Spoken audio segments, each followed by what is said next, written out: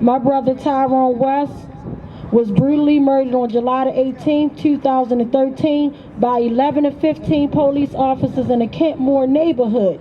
And the saddest part that kills me is my brother's death could have easily been prevented, because the first two road cops who pulled my Mercedes-Benz over, dragged my brother out the car by his dreadlocks, started beating, tasing, macing, doing everything to my brother for no reason, for a so-called traffic stop.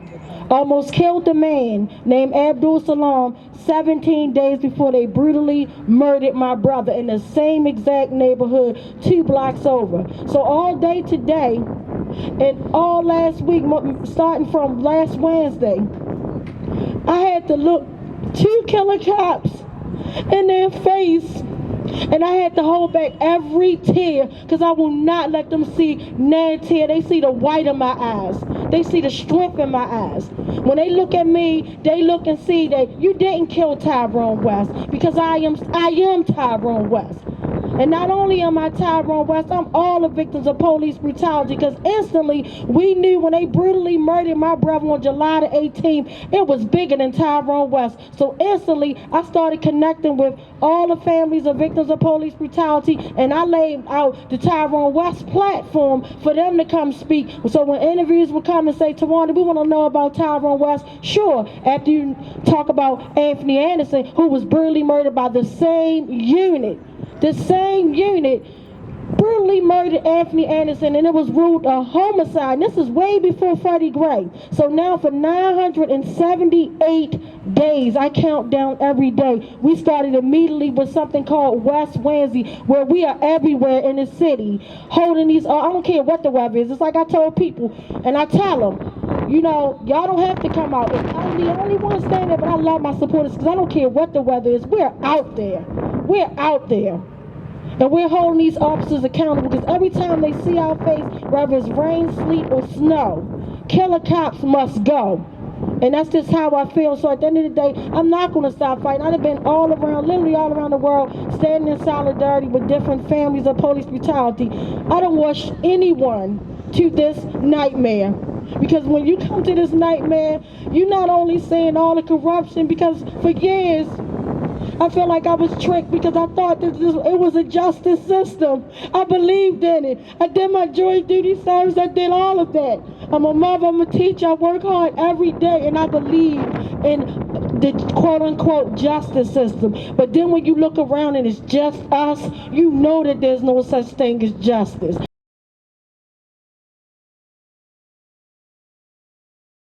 To stand up, we have to do something, and we can't take our government and our city to do the things they want to do. They need to be held accountable, and the transparency needs to take place, or else this panel is going to get a lot bigger.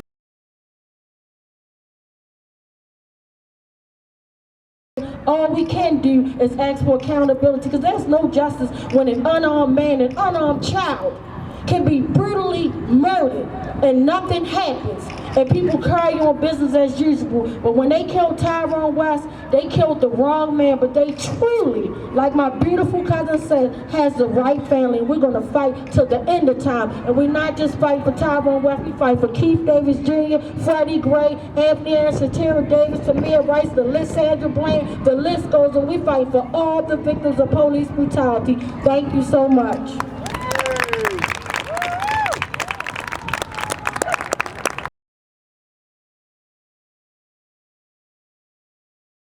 Valued by the police department. That's a fact. That's a truth. And what these young ladies have said to you this evening, take it to heart, because it's real. And it can happen again. It will happen again unless we change the dynamics in this city in terms of who's running and controlling and operating these systems, these systemically biased systems. The city took that rec center off the list to privatize, and I prayed to God when that happened. And I said, I need you to do 2 things for me, God. I need you to keep the lights on and the toilets flushing. Okay? I said, you get me somebody to pay the utility bills, and I'll do the rest. So since November of 2012, we have operated this rec center as a community. It still is owned by the city. It's still a municipal asset, okay, which is one of the things that I insisted. I didn't want it to transition to private hands. But this is an asset that is now in partnership with the community, and this is unlike anything else in this city, where we, the community, determine the programming. We run the facility, we clean the facility, we paint the facility, okay? Last night I was there emptying the trash, right? Because that's necessary, okay? That's how we provide what we want in our neighborhood. We're not at the beck and call of the government officials who are going to determine what it is that they give us. No, we decide.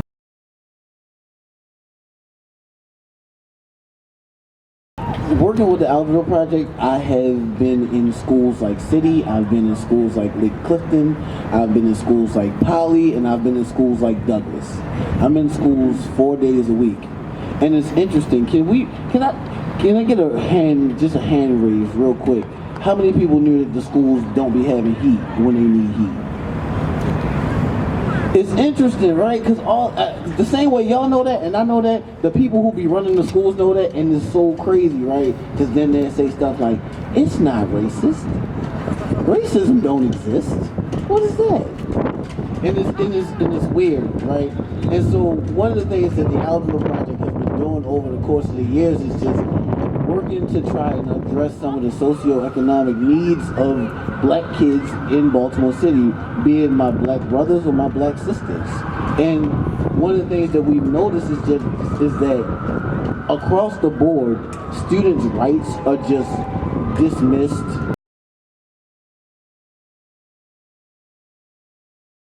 You ain't Fox News to get out of Baltimore City because you're not here reporting about the border homes and the homeless people under MLK. You're not reporting about the poverty levels up and down the 2 years ago, when the 300-man march, and we marched from the top of Hilton to from Hilton and North to Milton and North, you weren't here, but you're here for the black riots.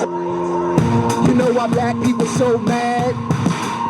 Cause most of y'all ain't. So I'm pretty uppity. I don't know a cracker boy yet with the luxury to fuck with me. Skymatic, static to pragmatics. Only 1% is from my mathematics problematic. How many caps can they put in our backs? How many phones have to catch blacks killed by the batch? How many cutbacks can they enact? How many bombs can they drop where civilians be at? Nah, this is Molotovs in a mask rap on American cans and tear gas tracks. Another non-profit won't stop it. Pimping poverty to make some grand money off it. Nah, when the people got nothing to lose. Lead story 11 o'clock news, and it's like that. Fuck what you heard. They protect killer cops cause they will get served, and it's like that.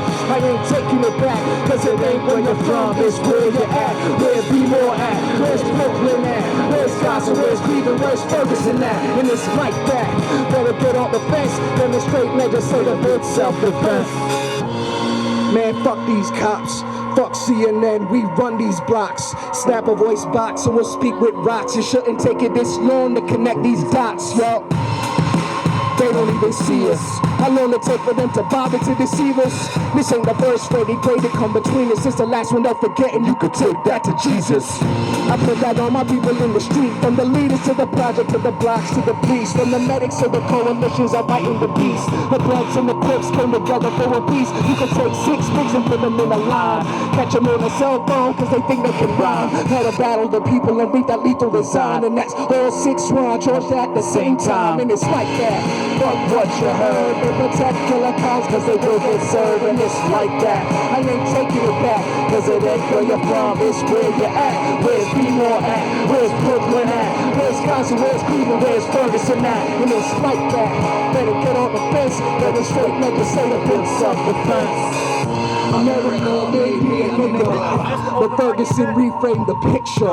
It's the truth, pure light in the roof. The x-rays displayed, no flesh in the proofs. Science of defiance, baptizing the youth. Here to resurrect the dead without heads, face can shoot. Why? America made me a nigga, but Baltimore reframed the picture. Broken neck dialect spoken from the beyond. Phoenix from the ashes, spitting classics of the seance. Cadence in the chaos, prophets in the layoffs. Rhythms of the vision amplified for the payoffs. America made me a nigga. The Palestine reframed the picture. Call this Haiti in the 1780s, be it Tabata, Ramallah, or Bovada in Guatemala. Not the gangster version of commercials for vodka. Every single is a jingle helping business to prosper. Nah, America made me a nigga. And then we reframed the picture. We need to, as a community, police the police because they cannot police themselves. And it's like that, fuck what you heard. They protect killer cops cause they will get served. And it's like that, I ain't taking it back. Cause it ain't where you're from, it's where you're at. Where's Seymour at? Where's Brooklyn at? Where's Johnson? Where's Cleveland? Where's Ferguson at? And it's like that, better get on the fence. Demonstrate legislative build self-defense.